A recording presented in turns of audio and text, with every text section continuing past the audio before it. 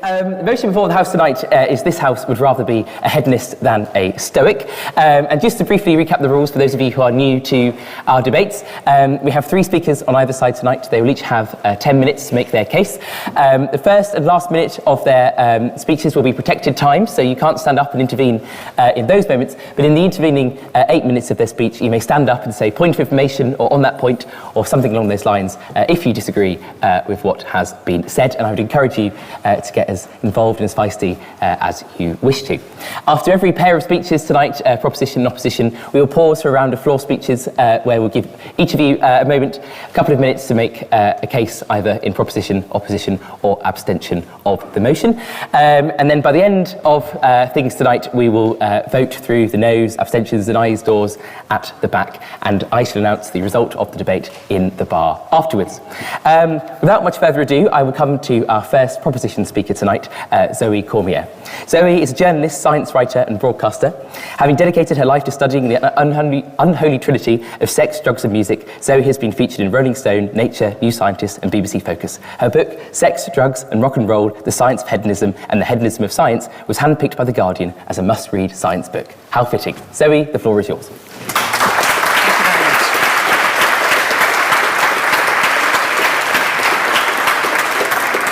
Thank you very much. As he said, my name is Zoe Cormier. My book is called The Science of Hedonism, The Science of Hedonism. We've been discussing should it be hedonism or hedonism. I go with hedonism because it has the word head in it. So as the leader of the proposition, I get to define the terms. So I'm going to define hedonism as the pursuit of pleasure, also sensual self-indulgence, and Stoicism I shall define as the endurance of pain or hardship without the display of feelings and without complaint. So, as I said, I'm going to argue in favor of hedonism, so it's natural that I would argue in favor of it because I spent 3 years writing a book about sex, drugs, and music. Now, a lot of people here are going to be arguing on either side using arguments from the philosophers of the world. I'm not going to do that because my background is in zoology. Whenever anyone says to me that they're specialized in philosophy at university, I have to say, oh, I'm sorry. I did my minor in English literature. The philosophers, I'm sorry, some of them were okay. Machiavelli was pretty good, but a lot of philosophers were some of the worst writers in the world.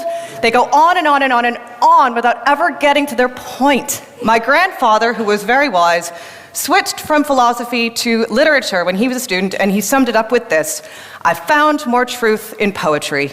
Snap. Says it. You say more with less. So, an example of a philosophical argument that I despise. The Buddha said that life is suffering.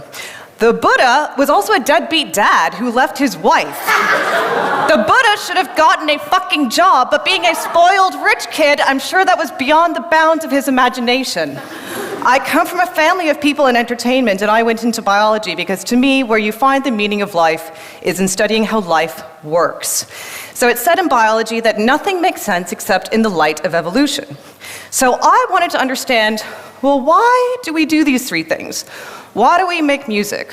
Why do we have sex in such weird and kinky ways? Drugs are very bizarre. I wanted to understand all of them. And the origins of that actually came from my upbringing. My dad is a rock promoter, and I grew up in the music industry. And of all the human hedonistic pursuits, music is the weirdest, and it's my favorite. It's the one thing I can't go more than 2 hours without.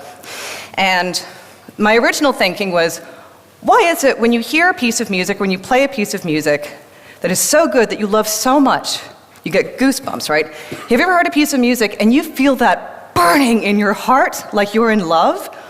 Why on earth would our body do that? So if nothing in biology makes sense except in the light of evolution, what is the evolutionary reason for this? So I thought I was going to get why do we do these things, but then I realized throughout 3 years of research, what I was really trying to understand is what does it mean to be human? And every philosopher really is trying to get at this. What does it mean to be human? You can learn a lot about what we think about our own species by the name of our species, Homo sapiens, Latin for wise man, right?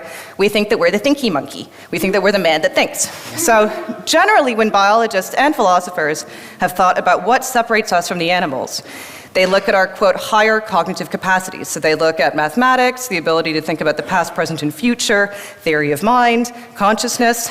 Meanwhile, our hedonistic pursuits, getting laid, taking drugs, making noise, we think of them as primitive, and we think of them as basic. Because yes, other animals do these things. Other animals do have sex and make noise and take narcotic plants. But we have taken every single one to the next level, not just through our technology, not just through our behavior, but in terms of how our biology is built to enjoy these things. So the more I delved into what biology had to teach us about our druggy, sexy, musical natures, the more I realized we wouldn't be human if we didn't do these things. And if our ancestors hadn't done these things to the highest degree, we wouldn't be here right now. You wouldn't be sitting there with a drink in your hand listening to this Canadian bitch talk. So let's look at a few facets of our biology that are fun. Okay, so the penis. Did you know that the human male, humans, we are one of the very few mammals that don't have a penis bone. Most mammals, almost all of them, have these enormous bones in the penis that's required for copulation. In fact, the walrus penis bone is about that big, and it's called an usic, and the Inuit use it as a weapon of warfare. Even chimpanzees, our nearest relatives, have bones in their penises, and those are required for copulation, but men don't, which means that much more is required to keep it up, and much more is required for us to reproduce. It's important. On the other side of the gender coin, the clitoris is the only part of the human anatomy, and in fact any animal's anatomy, on the entire planet in 3 billion years. It's the only thing that's ever been built for one thing, and that is pleasure.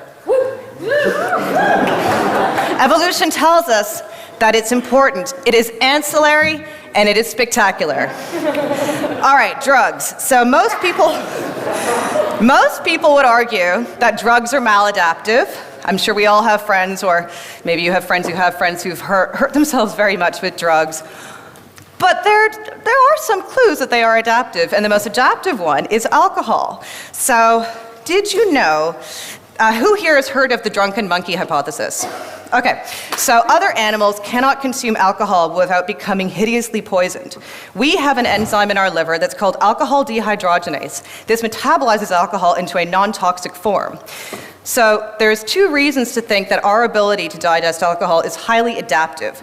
So if you look back through evolutionary time, in our monkey ancestors, 10 million years ago, the gene that makes that enzyme mutated, and our enzyme is now 40 times more efficient at digesting alcohol than our monkey ancestors. So first of all, that happened.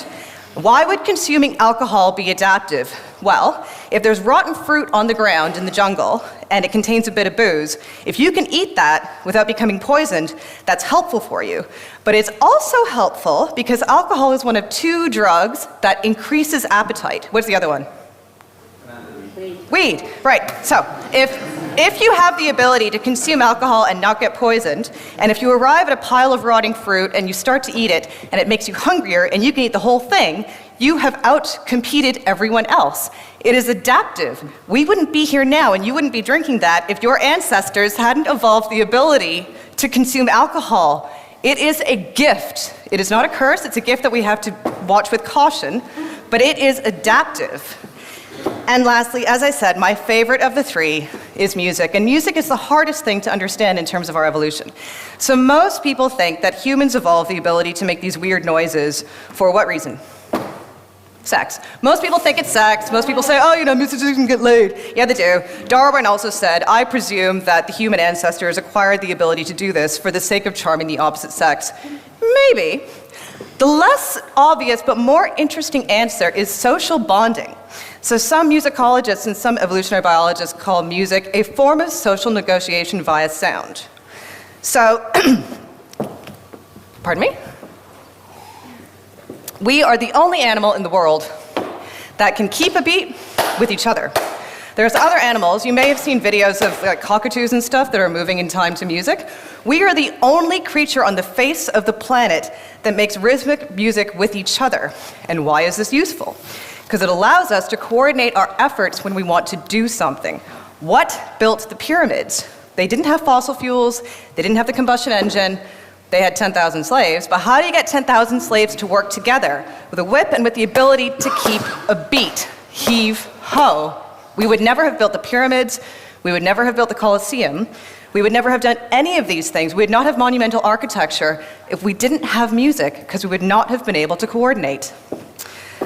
So, sex, drugs, and rock and roll, these are not simplistic pursuits. The more we look at it in terms of our biology and in terms of our technology, look at what we've done in terms of music. Look at sound systems, look at all the audio tech. Look at how much we have devoted to making music. Drugs, I could talk for hours about the chemistry behind that and how much energy and effort we've put into it. But, you know, there are some other hedonistic pleasures that are not in my book that we should talk about some more. Cooking, okay? So who wants to live off of raw fruits and vegetables and just water?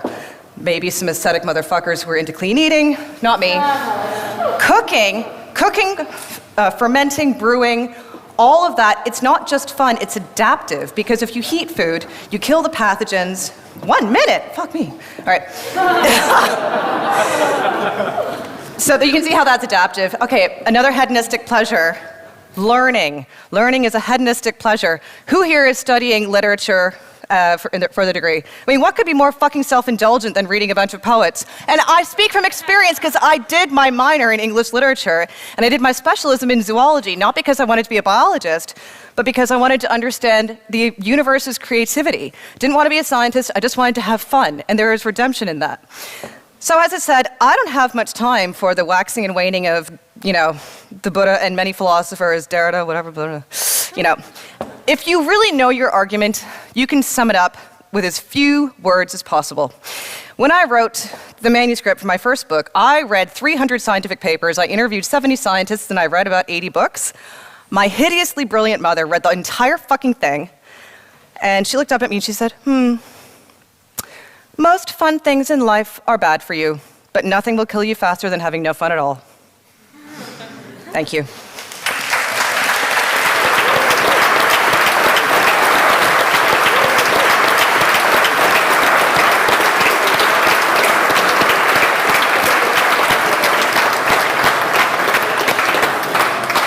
Thank you. Thank you very much, Zoe, for that rather illuminating speech. Our first speaker for the opposition tonight is Elias Neibart. Elias is an MPhil student studying political thought and intellectual history at Fitzwilliam College, and he won this slot through open audition. Elias, the floor is yours.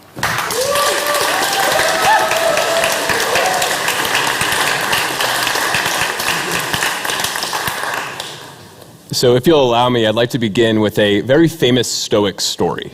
So back in ancient Greece, there were these two guys, Zeno and his teacher Cretes. Zeno and Cretes, okay? So Zeno had this problem. He was really, really ugly, just like super unfortunate looking. He was kind of short, he had stubby features, an awful face. Like, Zeno would go on dates, and the girl would go back home and talk to her friends. They'd be like, how was your date? How did it go? And she'd be like, he had a really great personality. And Zeno, the worst part about it, he knew he was ugly. So he was embarrassed. He was a shy guy. He had social anxiety. And for his teacher, Cretes, that was a problem. Because Cretes was a Stoic, right? And Stoics have to be impervious to the world around them, right? Stoics can't care about what other people think about them. So Cretes, his teacher, came up with this assignment. An assignment to help Zeno get over his social anxiety. He wanted Zeno to carry around this big pot of soup, this massive cauldron of lentil soup, wherever he went in the town square. And the idea was that if Zeno carried this massive pot of soup, he would get over his social anxiety. If you're already like, what the fuck is happening? It's gonna get weirder. So Zeno has to carry this pot of soup, but Zeno's a shy guy. He has social anxiety, so he kind of breaks the rules. When he's walking around the town square, he kind of peeks around the corners to make sure no one's there. He takes the back roads, right? He takes the long way home. And Cretes sees this. He sees that his student isn't following the rules, and he gets angry. So one day, Zeno's in the town square. He's holding that massive pot of soup. He's actually around some people this time, and Cretes goes up to him, marches up to him with his staff, and he knocks the soup out of his hand. And it just gets all over Zeno. He's mortified. He's so embarrassed, he runs away. And Cretes yells something at him. He yells, "Where are you going, my friend? Don't you know nothing has happened to you? Don't you know nothing has happened to you?" What can we learn from this story? What profound Stoic idea can we learn? That Cretes is a total dick, right? Like, he made this guy carry around this pot of soup, and when he was finally doing what he was told to do, holding the soup around other people, he goes up to him and he knocks it out of his hands. And then when he's running away covered in soup, Cretes is like, bro, where are you going? What happened? So I think Cretes wanted us to take away that we shouldn't be embarrassed about the things that we can't control, but I think there's another Stoic lesson that we can learn. People suck. Right? Like, even the people who are supposed to help us, our mentors, our teachers, our friends, they're gonna fuck you over, right? So it's our job as good Stoics to be resilient, to be strong in the face of adversity. And that's why I'm standing in opposition to the motion before this house today, to show you that the Stoic life will make you more resilient than the hedonistic life. The Stoic life will make you stronger than the life of pleasure. There's actually a quote from a famous Stoic philosopher, Seneca. He said, "A gem cannot be polished without friction, nor a man perfected without trials." A gem cannot be polished without friction, nor a man perfected without trials. Wow. For Seneca, trials, pain, it made you a stronger, a better person. And that sentiment was echoed by later Stoic philosophers. In fact, the most famous Stoic philosopher of our time, Kelly Clarkson. When she said, "What doesn't kill you makes you stronger. Stand a little taller. Doesn't mean I'm lonely when I'm alone." See, for Kelly and Seneca, pain was a good thing. They had the hurt so good mentality, right? That's why I actually had to look this up. But the first Stoics were actually the first practitioners of S&M. Pain was a good thing for them. So for the Stoics, suffering today made you a better person tomorrow. So let me share a story from my life where I suffered in a moment, but I became a stronger person later. So anyone here play guitar? Oh, we got a few people, okay. So when I was 13, I was kind of a socially awkward kid, if you couldn't tell. And I was gonna be going to a new school, and I wanted people to like me, all right? Especially I wanted girls to be sort of impressed with me. And I thought to myself, how could I do that, right? So I thought, maybe, I'll get a haircut, maybe I'll change my clothes a little bit, maybe I'll go to the gym. Didn't do any of those things. I had a really original idea, a really unique one, a novel idea, a revolutionary one. I was going to learn how to play Wonderwall by Oasis on the guitar.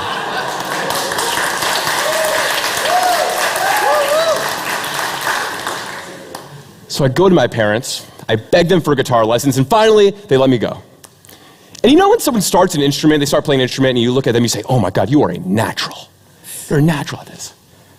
I was the exact opposite of that. Like, I was literally paying someone to teach me how to play guitar, and he was telling me not to come back. He didn't want my money. It was that bad. But over time, I kept practicing, right? And if anyone here plays guitar, you know that when you start playing guitar, it's actually kind of painful. And when you put your fingers on the strings, it actually hurts a little bit because the strings are made of copper. But if you keep practicing, if you put the time and effort in, you develop these calluses on your fingers.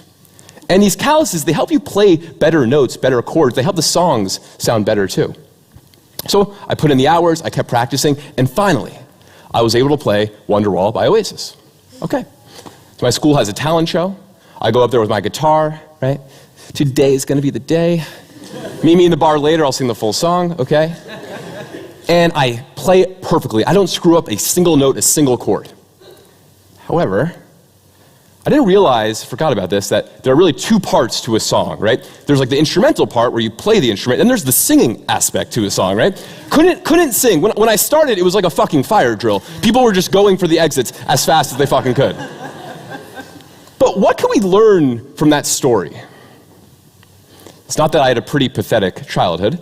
It's that suffering in a moment, suffering today, and over time developing those calluses makes you a stronger person. Because just like I developed those calluses on my fingers, the Stoics want you to develop calluses on your mind. I know it's a bit trippy, but they want you to develop calluses on your mind.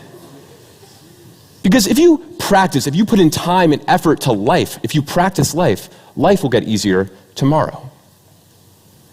But if you constantly just indulge in your pleasures, if you do what's easy, if you do what's comfortable, you're not going to be able to handle all the crap that life throws at you. Because life is going to get shitty. It just is, right? And sometimes it's going to get so shitty that you're going to want to curl up into a little ball or run away like Zeno did in the town square. But if every day we push ourselves just a little bit, if we step outside of our comfort zones, if we suffer like the Stoics would want us to do, then all that crap that life throws at us will feel far, far more manageable. Thank you.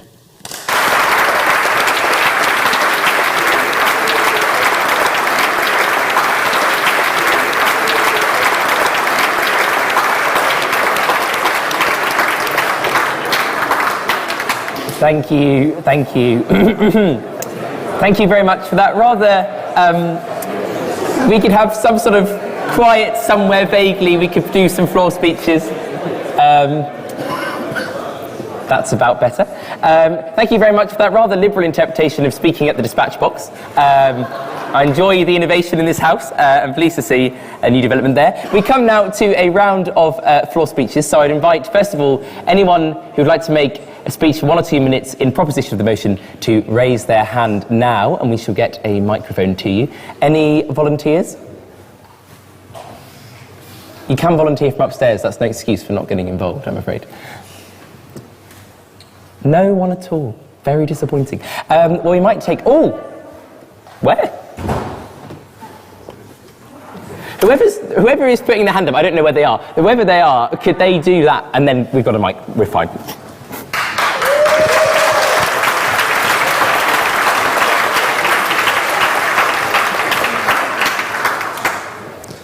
I feel like I'm a bit of a hedonist here. Of the 2 debates I've actually attended, I've done floor speeches, got to do emergency debates, and now I'm doing a floor speech again.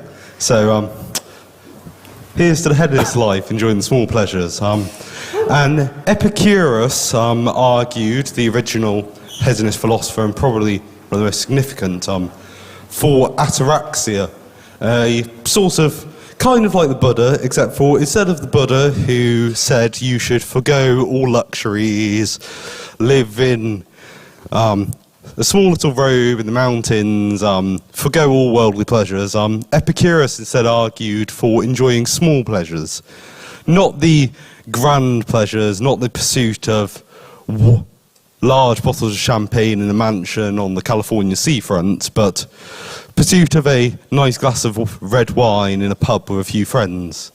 And I think that is essentially the thing that people quite often forget about hedonism, is it's not this largely Catholic message with the Roman Catholic Church taking a lot of its lessons directly from Seneca and the later and Aurelius in the Stoic school, being that this sort of propagandistic image of hedonism as this sort of crazy, wild, drug-filled sex party, drinking 24/7, being an Adamite, wearing no clothes, the full rock and roll. Really should be wearing some sunglasses right now. But here we have the argument, realistically, that to be a hedonist is not to be this great evil.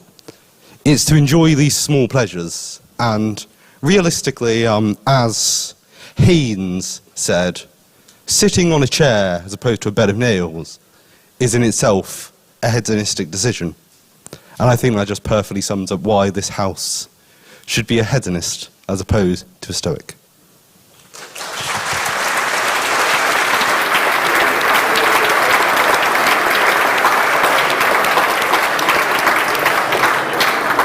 Oh, and can we have name and college as well, please?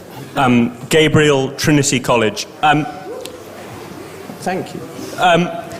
The speaker before me said that sitting on a chair was a way of deriving pleasure.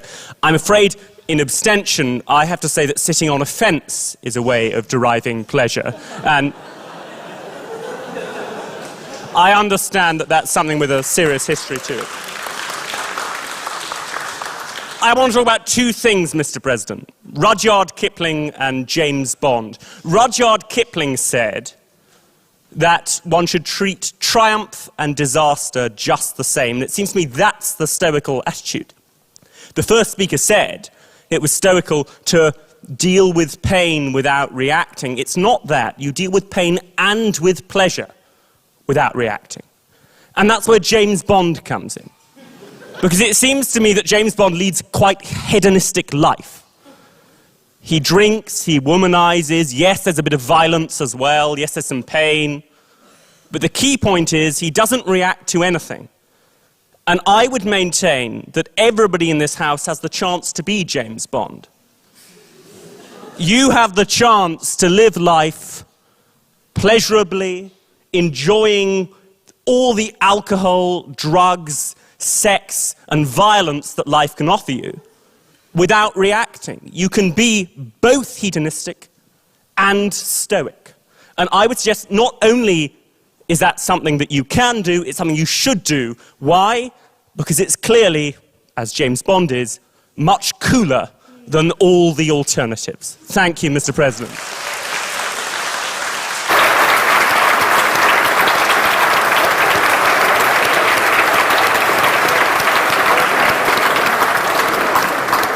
And finally, anyone for the opposition? His hand at the back there, if we could get a microphone that way.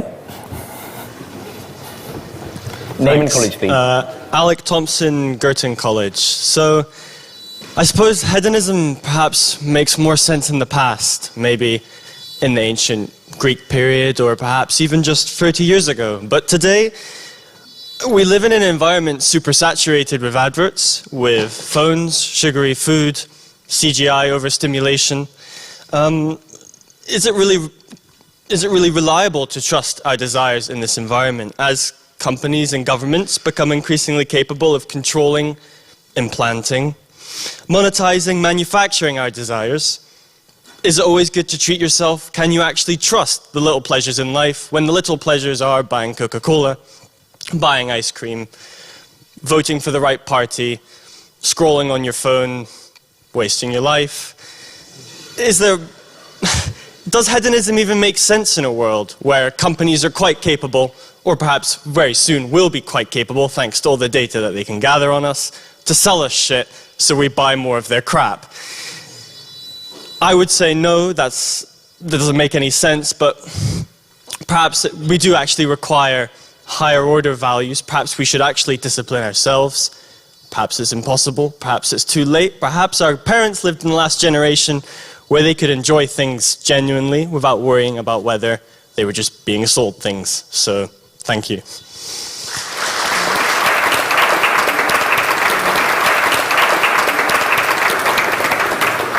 Thank you very much. After the next two speakers, we will come back, so you've got about 20 minutes to think of an applause speech if you'd like to make one. For now, though, our second speaker for the proposition tonight is Calvin Hartley. Calvin is a third-year history and politics student from Trinity Hall and a wonderful member of the Union's committee. He won this slot through open audition. Calvin, the floor is yours.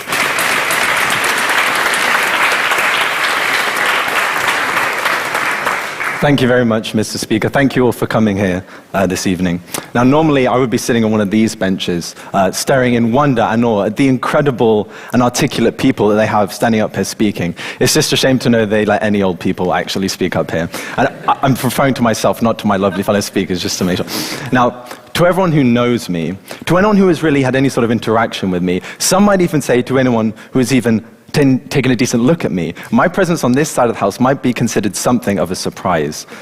I'm not exactly what you might think of were you to conjure an image of a pleasure-seeking hedonist/hedonist. I'm going to go back and forth on that one. Someone who lives to indulge their every desire, no matter how profane, immoral, or self-destructive that desire might be. I don't really fit that mold. Last Friday, Mr. President, I actually went clubbing for the first time in my life. No. It was awful, okay? It was terrible. That might have had something to do with the fact that we ended up queuing for 2 hours on a dingy cold side street outside MASH. We got to the front and they told us our tickets weren't valid. So we spent £8.90 for absolutely nothing. Nevertheless, there's a few on that. Nevertheless, I know from 20 years of observational experience that a club is not something I would like. Loud music and dancing, it's just all too much fun for me. You wouldn't know fun if it tap danced on your chest. Those are my parents' words, not mine. But I would suggest that it says a little more about them than it says about me. But my point is this. I rise upon this side of the house because were we to debate the merits of hedonism based upon the modern commonplace conception of the word, I would have no place on this side of the house. I can never really call myself a hedonist. The quintessential hedonist to many is Jordan Belfort from Wolf of Wall Street fame, a movie that I've obviously never seen. It's much too vulgar for me. And yet I rise to speak on this side of the house. Why? I rise because it's time for me to become that person in the debate. The person who cannot just engage in the debate within the framework within which it has clearly been set out. You all came here to see us debate the merits of a life of pleasure versus a life of stoicism and restraint. But there's always that one person, isn't there, who was to dig a little too deep into the motion, forcing you to all grudgingly acknowledge that, yes, that is technically what the motion is speaking about, but could you not make us sit through your self-indulgent verbal equivalent of a pat on the back? But here I go anyway. What separates a hedonist from a Stoic is not so much the way in which one acts, rather it is what one believes. It is the ultimate goal to which your actions are directed, and it is the foundation of belief upon which your actions are built.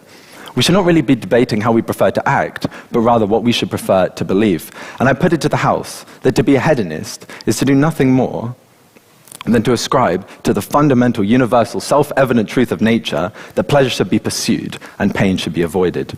To be a Stoic is to place the heart of your belief into something called the law of divine reason, or the law of nature. But I would argue that this has been conceived, the Stoic principle has been conceived by the human mind, however the hedonist proposal is rooted in the law of nature, a fundamental law of nature. Now, to elaborate on this, I will turn towards my intellectual man crush. I specify intellectual because Timothée Chalamet exists after all.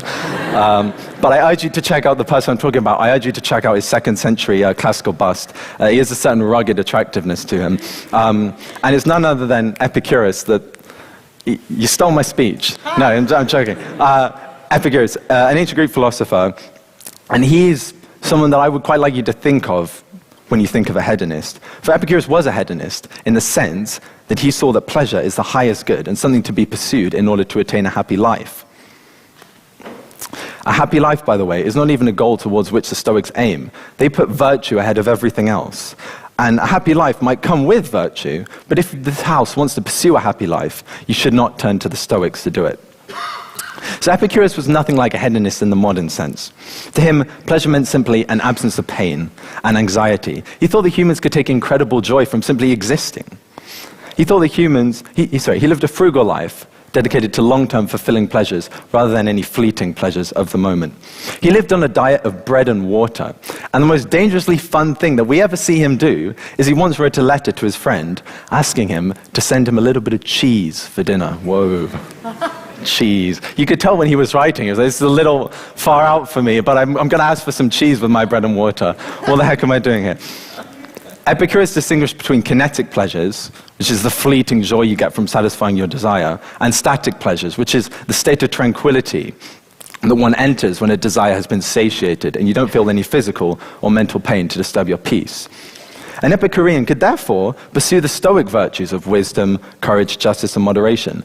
However, they would do so in the belief that by acting according to those virtues, they are ultimately pursuing long-term pleasure. Hedonism places pleasure above virtue, in the sense that virtue can and perhaps should be pursued, but you should be aware that ultimately you're pursuing it because you're after pleasure. Stoicism puts virtue above pleasure, and that's super noble of them to do, but I think it denies the fundamental reality that we pursue virtue only because we derive some pleasure from it. Epicurus said that, quote, "Pleasure is the first good. It is the beginning of every choice and of every aversion." I mentioned earlier that to be a hedonist was to root your desires in universal natural law. What do I mean by this? Well, the Stoics love the idea of living according to nature. I mean, they were a bunch of tree huggers, essentially. If Seneca were around today, he would be there with his toga, a member of Insulate Britain, and he'd be being shouted at by a Karen in her Range Rover for stopping her taking her kid to the private school that he goes to. However, I would say that there is no law of nature more fundamental than that which tells humans to pursue pleasure and avoid pain. All humans and even animals. Reluctantly accepted. You said that it is the human nature to pursue pleasure and avoid pain. But what about those members of this audience who don't just like M&S, they also like S&M?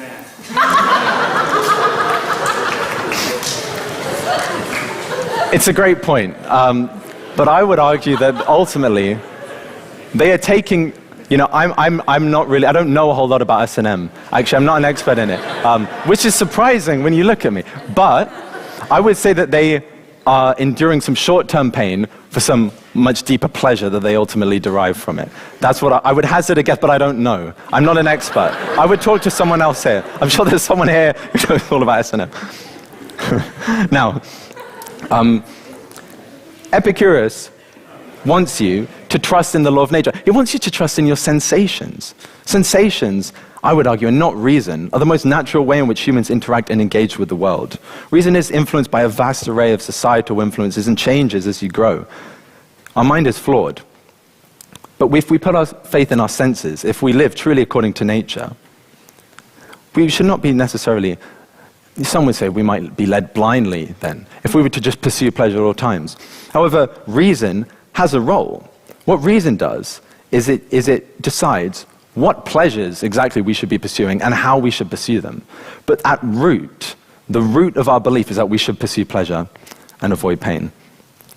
Now I should make it clear to the house that I do not believe all hedonists are Epicureans, because starting from a hedonist base, that pleasure should be sought above all, one can go in any number of possibly perverse directions. However, if one is a hedonist, one can be an Epicurean, should one wish, and one can pursue the Stoic virtues, should one wish.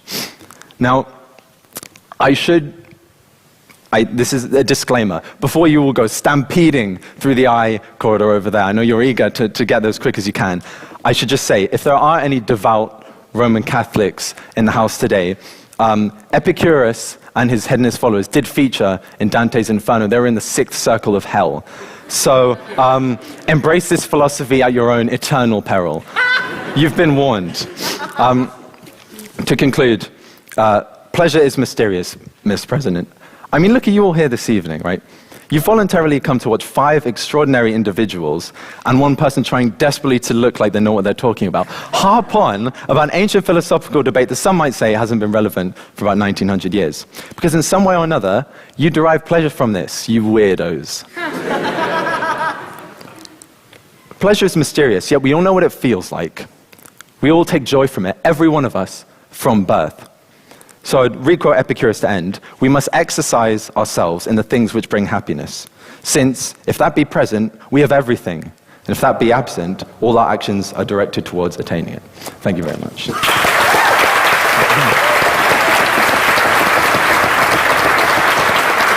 very much.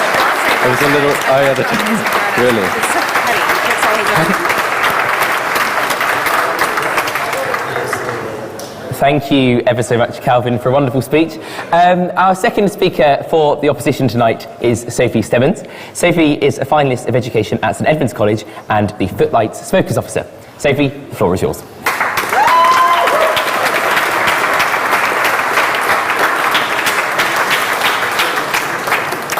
Stoicism, Stoicism, Stoicism. What does that mean? I actually don't know. But it's a lot cooler sounding word than hedonism, so I'm going to take the side of Stoicism. By your faces, it seems like you would like me to expand on that. I will not. You do not control me. Which brings me to my next point, clubbing! Now, I first thought that this referred to beating people with sticks. But I was promptly disappointed. No, clubs are, in fact, far, far worse. They are, as it turns out, absolutely full of straight people. I mean, what is up with that? No, ew. Straight people simply should not be able to collate in such large numbers. People should only be with people of their own gender as God intended it. And don't even get me started on specific clubs. I mean, who even is Lola? Why is she so low? Is she okay? I'm really genuinely very worried. I also went to MASH the other day, and look, I had prepared myself for a disappointing lack of bangers, but come on. No mashed potato? That's false advertising. And then there's glitter bomb. Bombs full of glitter. I don't condone bombs of any kind, even if not especially if created through glitter. The next issue with hedonism. Possibly, I think, the greatest issue facing our wonderful generation. I am, of course, referring to the Great Voy Invasion of 2021. Where to start? With the voice. I must admit that I was voying recently, and I turned to my friend who was voying next to me. I said to them, as I often do, "Voy oi, shagger!" Voy oi, shagger. I then turned to see that it was not my friend beside me. It was a random cyclist. Humiliating. Soon after, I made the mistake, somehow, of voying again. Unfortunately for me, voys are the perfect place to reflect and think things through. I was voying through town when I came to the realization that my life is meaningless and existence is a prison. So I started to weep. So there I was, voying through public, crying, humiliated. Again. Is that what you, hedonists, want? To humiliate me? Because that is what you are arguing for. I will also add, at this time, that my voy addiction, because of my voy addiction, I have been called a voyeur. Now, I'm not entirely sure what that means, but it's got kind of peeping Tom vibes, don't you think? Well, I will have you know that I am not a peeping Tom, I am a peeping Sophie. Come on. My unfortunate voy addiction is not the only vile sickness hedonism has brought upon our society. I'm sure you've all heard the phrase, laughter is contagious. And it's true. Happiness is a disease. It is spreading insidiously throughout our society. I posit you this, people of the chamber, if people are not depressed, why would they buy things? They will not endlessly consume in order to fill the hollow, deafening void that defines their existence. How then will the economy survive? It will not. The economy would collapse without depression. And as we all know, economies are far more important than people. What's more, experiencing pleasure has been proven to be a very common cause of spontaneous combustion. Proven by science. Science herself. And you might think, Sophie, can you verify this? No. No, I cannot. But I'm allowed to spread false information. It is freedom of speech, and if you disagree with me, well, that's a dictatorship, really, isn't it?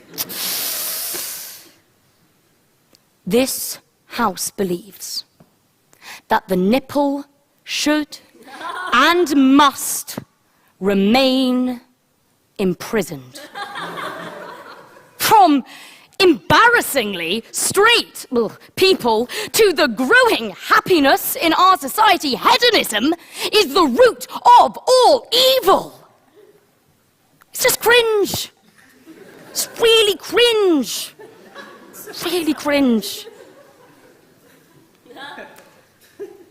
But do you know what is slightly less cringe?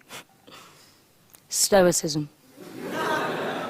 And yes, it's true. I will be voying home tonight, but I ask you to ignore my blatant hypocrisy. I really can't deal with being humiliated on a voy for the 3rd time. Thank you. And I open the floor to any questions. None.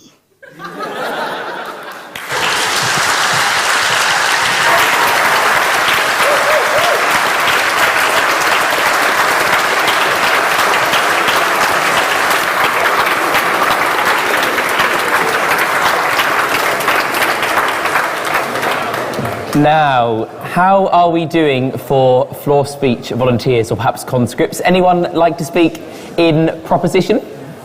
Oh, a hand there at the back.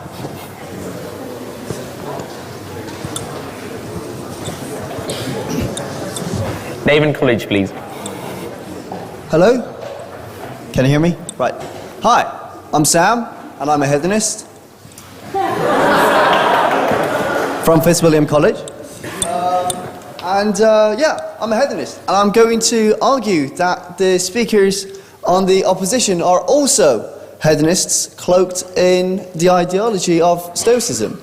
So, my friend Elias, the first speaker on the opposition, tried to paint a Stoic picture for us out of him learning to play the guitar and the calluses that formed on his hands that, well, the thing is, he failed to recognize, or perhaps deliberately left out, the fact that he did these for hedonistic pursuits.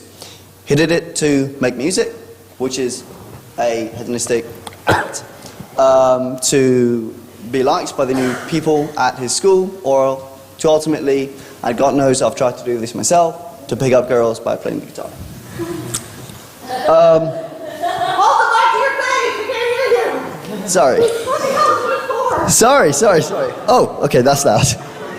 Okay, but also, the act of coming here and speaking itself, I mean, why would you come here and speak if not for the pleasure of turning people to your side and to your ideology? So, I suggest, or I implore you, to turn to our hedonist side, because on our side, we have music, we have dancing, we have wine, and we have sex. And to be honest, on our side, people don't come and knock over your pots of soup. Thank you.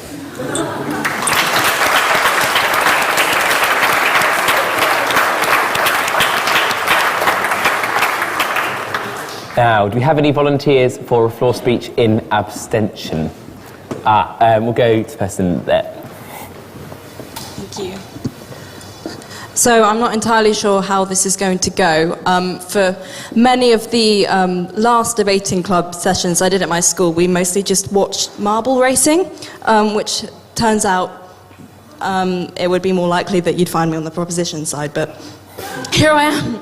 So, I think both sides of this argument revolve around the idea of pain and protection and purpose. And the first point I'll raise, I think, is that pain is pretty much unavoidable. Pain is around every corner, humiliation awaits you around every shadow, and, you know, whether or not you pursue pleasure, you will find it. If you pursue pleasure, you will run into some bad decisions, inevitably, and if you don't pursue pleasure, then maybe you'll miss out, maybe you have FOMO, but worse, maybe you'll just stay in your room. I mean, none of you did, clearly, but if you did, then that's a form of pain in itself. It's a lack of feeling, and that in some ways is a lot worse. So neither approach to life can avoid pain, and neither approach to life will, in completion, in its fullness, give you a complete sense of purpose. So if you seek pleasure all the time, then, you know, it's not measured, it's not balanced, you don't learn from it. And if you don't seek any pleasure at all, then what's the point? You may as well not exist. So, thank you for the one laugh. You know, whatever, where was I? I've forgotten now. So, you know, if you're a hedonist and you know you seek pleasure all the time, then you know you'll make a lot of mistakes and you'll learn from them. Just as if you repress a lot of the time and you either play Wonderwall or you don't play Wonderwall. You know, both of those situations will provide you with pain, and both of those situations provide you with the opportunity to learn. And I think learning is one of the most fulfilling things that life can bring to you. I mean, I'm assuming that's why everyone's here. I don't know why else you would be, but you know, both approaches to life fundamentally can either teach you nothing or they can teach you everything. And so I think the only answer is to find your ground somewhere in between. If you just sort of hit everything wildly, Fleabag-esque, then nothing's ever going to work unless you make, you know, a conscious effort to do better next time and to make it less painful. But at the same time, if you never ever experience anything, then you're never going to learn how to make it better for yourself either. So I think somewhere in the middle is always a good bet. It's the Goldilocks region for finding your purpose. And, you know, I think fundamentally that it's best to go some way to all out, not the full way, but experience everything so that you don't miss out. And, you know, if you do make mistakes, that's fine. You can forgive yourself and, you know, it will be better next time. But then you'll never experience anything if you don't experience anything. Okay, I'll stop now. Thank you.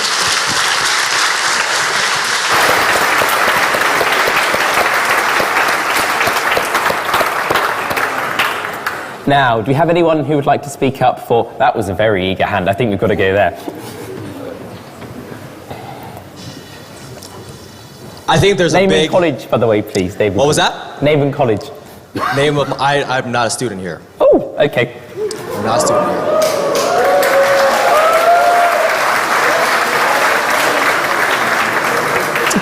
My name is Greg, and I am for Stoicism. And there's a big misconception about what Stoicism actually is. They think it's this not pursuing pleasure.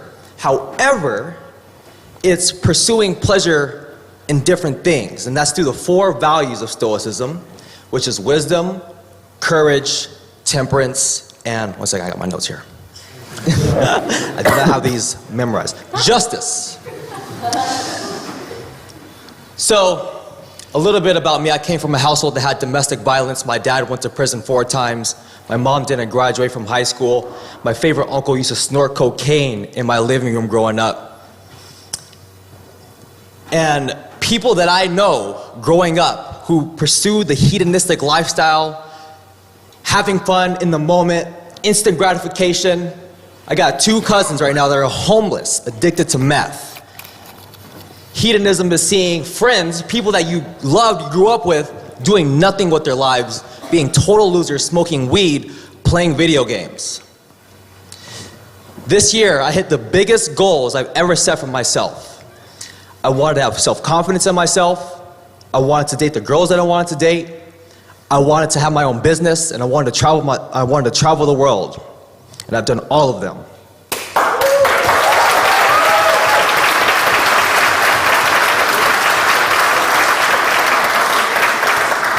And a big thing is, when I did that, I hit a depression. I was so depressed. Like, why is it that I'm depressed? And what I realized is, none of these external things will ever bring you long-term happiness. It won't. Nothing external will bring you that peace that you're looking for inside. And you get the pleasure from living through your core values. Again, that's courage, justice, wisdom, and temperance. And take a look where we're at. We're at Cambridge University. This university, as a matter of fact, is ranked higher globally than Harvard.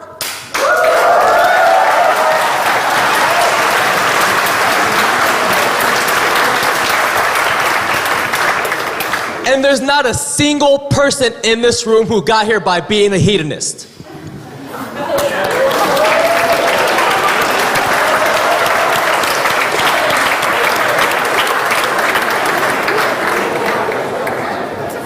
Right, well, we will come now to our third speaker for the proposition. If we can have a little bit of quiet for, that would be rather useful.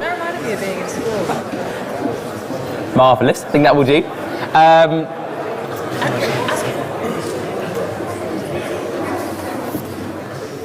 Lovely. Listen to that. Silence. Beautiful. Our third speaker for the proposition tonight is Maria Telnikov. Maria is a third-year classics student from Downing College and a renowned thesp. She won this... go on. Sorry, there's all sorts of consternation. Her illustrious thespian career has spawned titles such as The Titan of Cambridge Theatre and The Short and Weird One. She enjoys ASMR unironically, I am told. So, Maria, the floor is yours.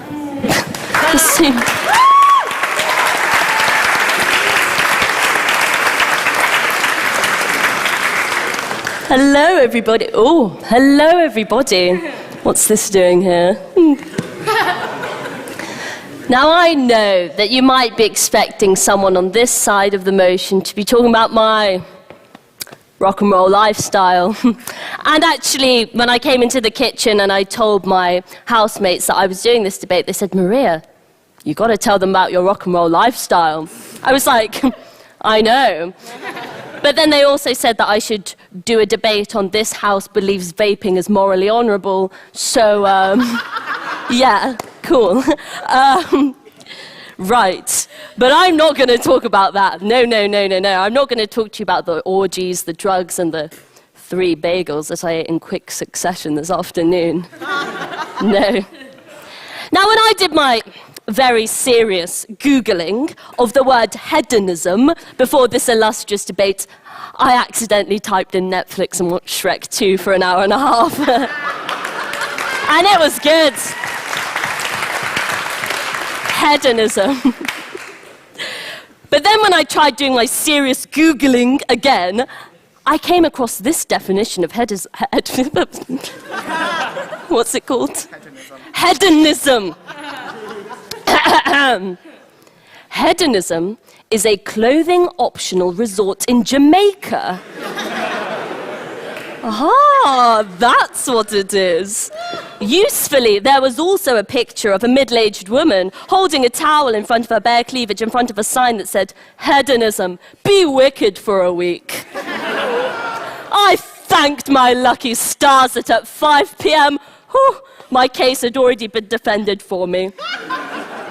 Though I had been granted with a definition of the term, I still found myself asking, what is hedonism really like? Thankfully, Anne, the travel slut, provided me with an answer. This was to be my 7th trip to Super Club's adults-only, clothing-optional beachfront resort. Open bracket, just half the resort is nude, close bracket. But I was still excited. On 22 acres towards the northern end of Jamaica's Negril Beach, the long-time all-inclusive, known as Hedo, is one of a kind in the world of big resort chains.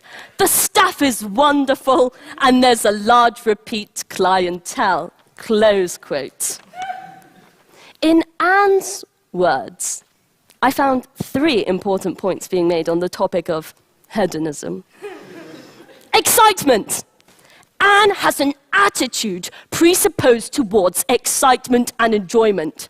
Secondly, repetition. Though this was her 7th trip, Anne's excitement showed no sign of waning and emphasized the point that one can get repeat enjoyment from doing things repeatedly. And I wrote the word repeatedly. Thirdly, inclusivity. Anne's enjoyment of the experience is inextricably linked to the people with whom she shares it. The wonderful staff, the largely returning clientele. Let's interrogate these points further, shall we? When we are excited about doing something, we are already predisposed towards enjoying it more. Our attitude and our associations with it mean that pleasure is just closer. It's on the cusp, you know? Like, I look forward to Christmas. It is every year. It is every year. But I still... Oh, sorry, that was a rebuttal. Fun from me. You might say, I look forward to Christmas, but I get disappointed every year by it.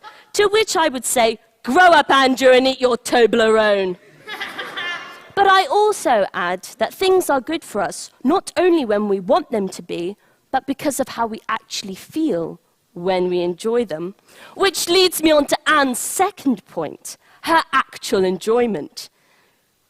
She knows that she likes this place. Why? Because it makes her feel good. It makes her feel damn good. And you know what? If Anne's happiness is not enough for you guys, then just... I'm done. I'm done. No. No. I'm a classicist. Therefore, it really should be upon me to mention Aristippus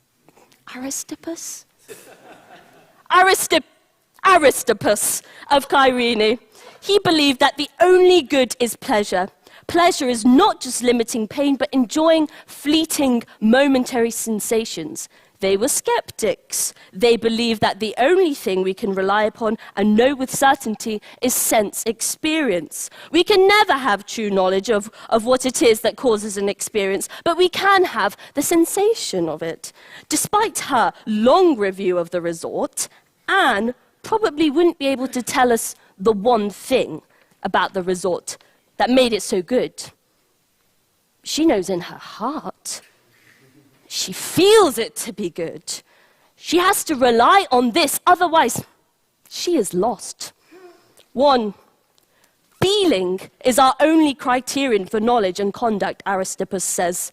You might think something will make you happy, money, fame, fortune, but it is only the experience of it, whether it can give you pleasure or pain, that decides whether it is a good thing. Thirdly, Anne's great point, inclusivity. I'm sure Anne and her friends' enjoyment of the experience was doubled through the fact of its being shared. Hedonism is often associated with egoistic enjoyment and self-gratification, but clearly, some types of pleasure are preferred shared, and therefore are not selfish. The resort's tagline is, the sexiest place on earth where you can be as mild or as wild as you like. Indeed, it is not a nudist resort, but a clothing optional one. There is no expectation that people will all derive pleasure from the same things. We call drinking, partying, and generally hoeing around hedonistic. But the resort emphasizes the fact that pleasure comes in all forms and is specific to the person. At this resort, you can take part in tennis, yoga, or sit around and let people lick whipped cream off your nipples. The choice is entirely yours. The usual case against hedonism, I think, comes from a quite bigoted idea of what we think is good and bad for us. Sure, Anne the travel slut is standing in front of a sign that says, be wicked for a week. But what is wicked in fostering body positivity by embracing each other's nakedness and letting middle-aged people live, laugh, and live licentiously? I think the puritanical morality of recent times has led us astray from what living your best life really means. Probably at this stage, I should have said something about Stoicism. But I'm a hedonist, I do what I want. What time? I feel like that was I knew that was a natural conclusion, but what I really want to do is read this book I've been meaning to read for ages. And as a hedonist, I'm gonna do it. I don't care about you guys. But actually, there might be a slightly relevant passage. Not quite sure how, but I think when I read it, you'll get it. This is context. Bob Mortimer, his autobiography. Yeah, cool. The comedian. Yeah, Bob Mortimer fan. Nice, cool. I decided, context. He's just found out that he will find out that he needs heart surgery. This is the morning before that. Actually, I shouldn't have told you that weakens our case. Never mind. I decide to do some stair exercise nonsense. You know, up and down at a discernible pace and stepping on and off the bottom step at various approximate speeds. But before that, I wimble into the kitchen and cook myself a foolish English breakfast. Beans near and not on toast, a fried egg, 3 rashers of back bacon, fried mushrooms and tomatoes. I wash it all down with a mug of tea containing 5 sugars, and then suck hard on a wonderful post-baked bean cigarette. That's better. Thank you.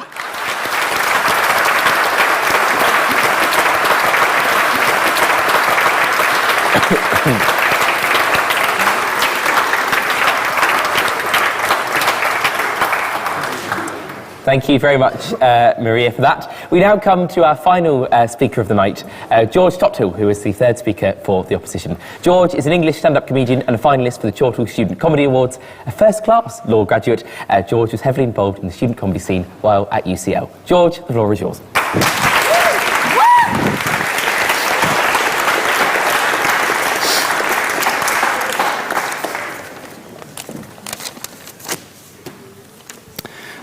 What is hedonism? What is Stoicism? What are the differences between the two? These are the questions I didn't research, but I will confidently guess. Now, as a young gay man, when I think of hedonism, of pleasure-seeking, I'm reminded of the bust of Oscar Wilde that I keep on my desk, which I routinely shove up my arse, hoping to feel the pleasure that one day I'll feel from my ideal husband, for the literature students. But here's the problem with arguing against hedonism. We all indulge in pleasures, and I admit that sometimes, even at breakfast, I will butter both sides of my deep-fried Mars bar. So to avoid being called a hypocrite tonight, I've abstained from having sex since I heard the motion.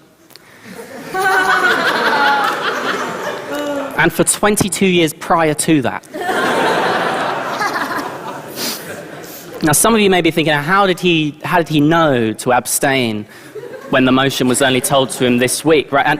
And at this point, I would ask you to use that Stoic part of your mind, that wisdom, that reasonable, sort of rational part to come to the conclusion I came to, which is, because shut up, that's why. Now, the second problem with this debate for us is that hedonism is cool, right? But Stoicism can be cool too, right? Pain-giving can be cool. Being rational, being logical, being reasonable, this can be cool. Just look at my good friend, Ben Shapiro.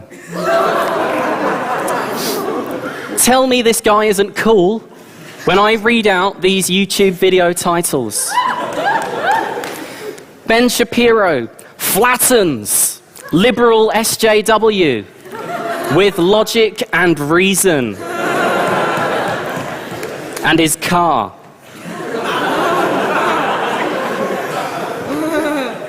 Ben Shapiro violently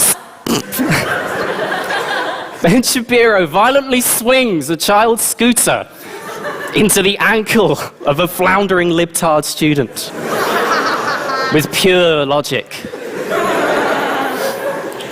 Ben Shapiro drives a cold, hard Lego piece into the bare foot of a desperate leftist snowflake with facts and logic.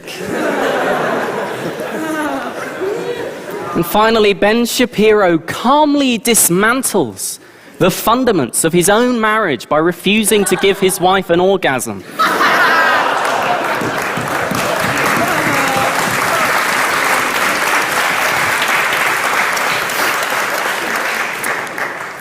With facts and logic. So I think we can agree that Ben proves Stoicism is cool. Okay?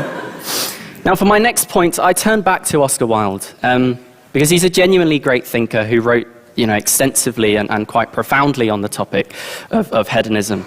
So I wanted to share the following quote from him. Yeah, stick it in me. Yes, Daddy, yes, spit in my mouth. Now spank me harder, right? Now, okay, what's the problem here with that, guys? Are there a lot of homophobes here who just sort of think, oh, well, we'll watch his plays, but, the idea that he's actually gay and does these things, I don't understand. Very intolerant audience. Expected better from Cambridge, if I'm honest. Is it because he's a bottom in that quote? Because he's got Dom top energy. I think he's a verse, but that's a debate for another day. Yeah, can we book that? Yeah, we can. He's putting it on the books. Good. Now, Stoics, as our friend rightly told us, they're wise people. They share wisdom. So I thought I'd share some wisdom with you tonight. Some wisdom from my life. Just a story from my life. Now, last year I had a lot of spare time on my hands, as most of us did, and I really wanted to improve myself. I was so ambitious when the first lockdown came around. I was like, I'm gonna get shredded. And I'm going to learn Italian. And by the end of the lockdown, I was, as the Italians would say, a big tubby boy. I'm glad there's some love. Still a couple of people looking at me like, well, at least he learned Italian. Well, it's good for him. But I think that tells us a lot about overindulgence, right? And I got another wise story for you here about a man who ate a plane. Okay? His name was Monsieur Mange Tout, which, as we know, translates to Big Tubby Boy. It's the same joke, isn't it? Same joke both times. But he was impressive, right? So what he did was he ground up this plane, and over the course of about 2 years, consumed the whole thing, right? And I think that's amazing, because it just shows that with dedication and consistently applying yourself to something, just a little bit every day, a little bit every day, a little bit every day, that you can achieve nothing of any value. Why do you do that? He's like every success story in reverse. Most of these motivational speakers are like, I started with nothing, and now I have my own plane.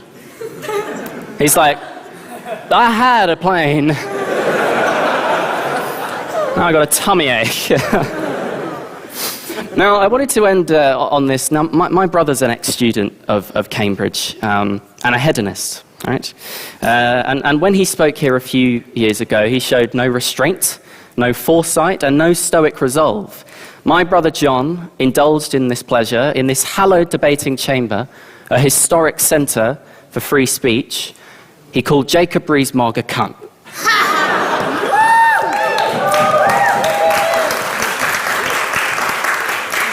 Now, I'm not sure that's the best idea. I'm sure it was fun. I'm sure it was pleasurable even to say in the Cambridge Union, Jacob Rees-Mogg is a cunt. But what if that goes on YouTube? What if he wants to become a politician? And there's always this clip of him saying in the Cambridge Union, Jacob Rees-Mogg is a cunt. But it did look fun. So I asked him, should I say that? And he said, say what? And I said, say, Jacob Rees-Mogg is a cunt. And he said, oh, Jacob Rees-Mogg's a cunt. And I said, yes, Jacob Rees-Mogg's a cunt. And he said, don't say that. He said, if I were you, I would show stoic resolve, and I would not say it, and I would definitely not double down and say that I hope the children of Jacob Rees-Mogg, who's a cunt, by the way, grow up to be legendary gay icons and activists who spend their entire time destroying his hateful and backwards legacy with facts and logic. So I won't say any of that about Jacob, because sometimes, and indeed most times, it's better to show stoic restraint than to indulge in hedonistic pleasures. Thank you very much.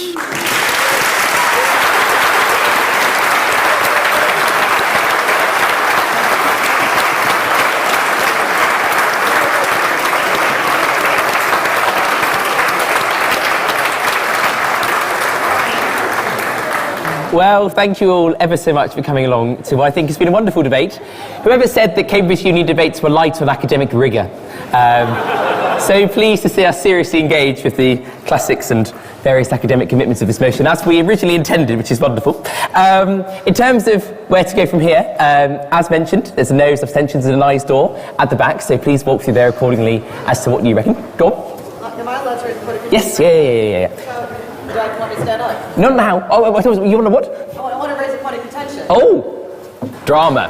There is more drama. Go on. I have to do it during his speech. I would like to... Be good. Right, so it's very important, and I really want you to remember this. Cunts are very useful things. They produce... Cunts are essential for the reproduction of our species. You should have called him a shit stain, something of no utility. Secondly, regarding the etymology of the word cunt, most people don't know this. Cunt is an Old English word, and it means powerful woman. Right? So, every man who gets into bed with me knows you never ever use the word pussy with me, because the word pussy means weak. It means to be a victim. A cunt means to be a powerful woman. Jacob Rees-Mogg is not a cunt, he is a shit stain. Thank you.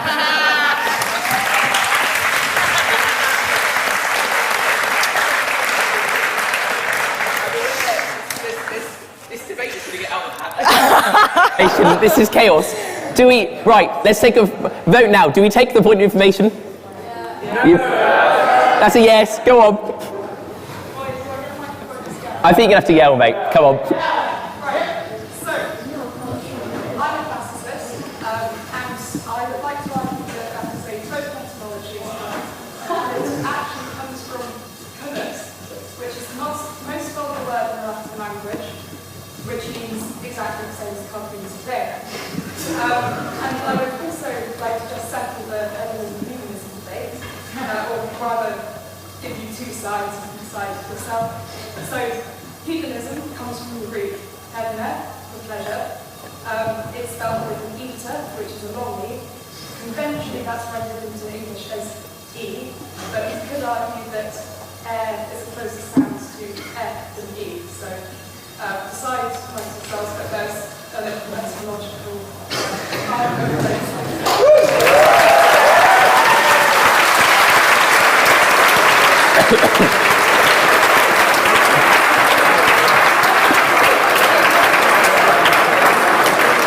I'm glad we took that. That was very useful. You said no a minute ago to taking that, and now you want your own blatant hypocrisy. But we will take it. Come on.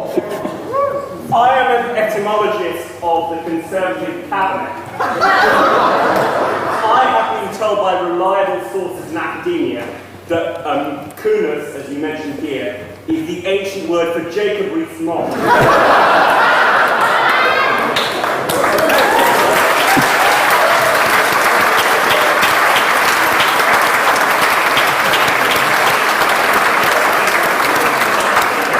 And now we really are done. I think that will do. Just very briefly, in terms of admin, on the 5th of November, tickets for our winter ball, which will take over the whole bloody place and be a hopefully wonderful evening, will go on sale, so look out for that and don't miss out. We've got a panel in international aid and the vaccine scientist inventor Kathleen Carrico coming on Monday, and a Formula 1 team coming on Wednesday. But until then, have a wonderful time, and I'll see you in the bar. Thank you very much.